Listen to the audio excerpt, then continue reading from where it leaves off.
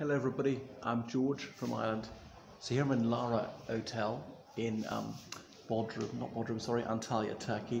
And I'm pronouncing the Turkish way, hotel. There's no H on the front of it. They took the word from French, hotel. But as the French don't pronounce the H, the Turks don't even write it. Anyway, so this is a brief review of this hotel where I spent a week. So I've got a reasonable opinion of it. You know, it's not cheap really, £350 a week. That's including breakfast, not the other meals. This is a bit of the dining room, and they have no scheduled lunch as such. You can order items. And then it's overlooking the sea. I quite like the decor. That's one of the strongest suits of this place. This scene is set to be a European scene. So the tourists are Russian, British, Kazakh, let me see, Moroccan, Indian, Dutch, perhaps other nationalities, and so on. So going out to the swimming pool, there is never a lifeguard. There is a sign telling you that. Now there's this Turkish massage place here, this hammam, but it's never open. Now the next door hotel, Nazar Hotel, has a hammam, even the hotel itself isn't open. You can't stay there or eat there. So just showing what it's like. This is the outdoor bar area. There's a pool, which I won't film too closely because I don't want people to think it's indecent or something. So we're overlooking the sea. So about 10 miles from the city of centre, which is kind of a downside thing. It's a bit far out. So it would have been like to be somewhere more central. Obviously that's my choice for choosing it. So if you come later in the year, the prices go down and down. So there you can see the Mediterranean Sea. There are steps down to it. 170 steps down. Yes, I am that much of a Rain Man that I actually counted. Not going to go all the way down.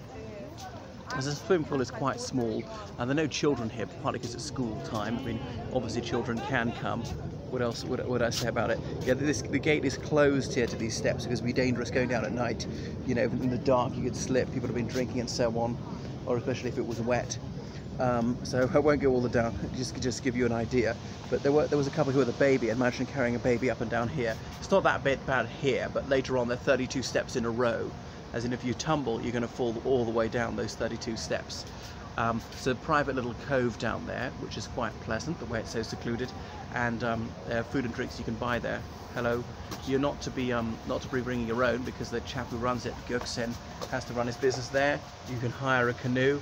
Their boat trips can be organised for say 2 hours at a time. So pay about €20 for that. There you go. And there's a boat down there which will where they provide you with free water if you go on it. Then if you go into the centre of Antalya, there are obviously longer boat trips. These things are like pirate ships meant to be sailing, but they don't actually put the sails up. All right, I know that it's the engine is powering them and not the sails, but they could at least maintain the illusion. Maybe you see the steps down there.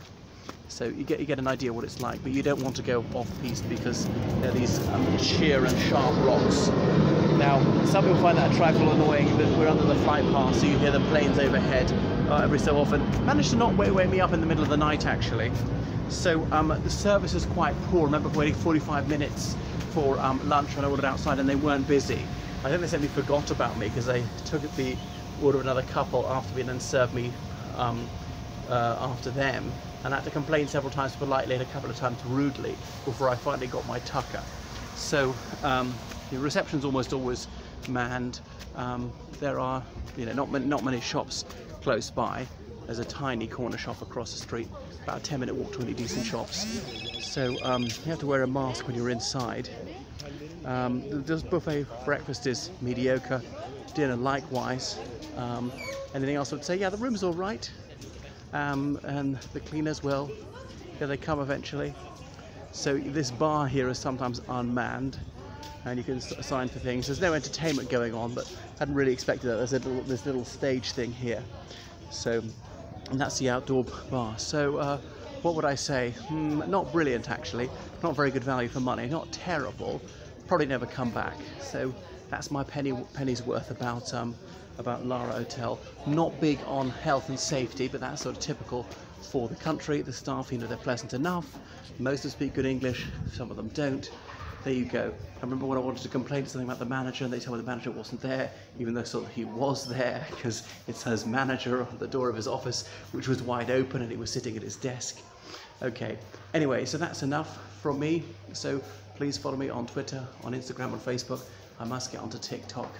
Oh yeah, and then there's this Turkish bath place which is never open.